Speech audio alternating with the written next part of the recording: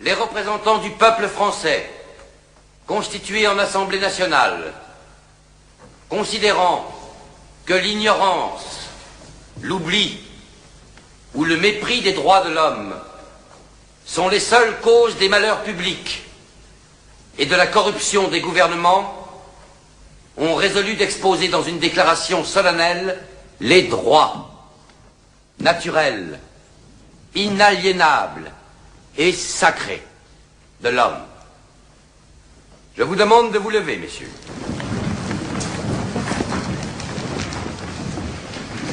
Article 1er. Les hommes naissent et demeurent libres et égaux en droit. Les distinctions sociales ne peuvent être fondées que sur l'utilité commune. Ces droits sont la liberté, la propriété, la sûreté et la résistance à l'oppression. Le principe de toute souveraineté réside essentiellement dans la nation. La loi n'a le droit de défendre que les activités nuisibles à la société.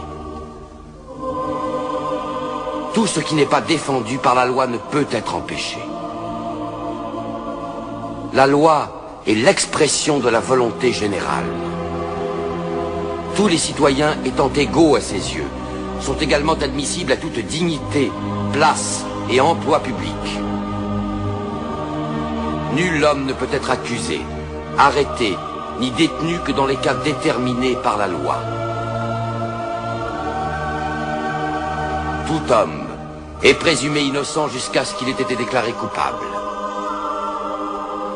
Nul ne doit être inquiété pour ses opinions, même religieuses.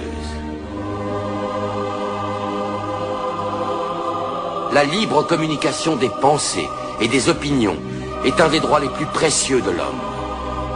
Tout citoyen peut donc parler, écrire, imprimer librement, sauf à répondre de l'abus de cette liberté dans les cas déterminés par la loi. La garantie des droits de l'homme et du citoyen nécessite une force publique. Cette force est donc constituée pour l'avantage de tous.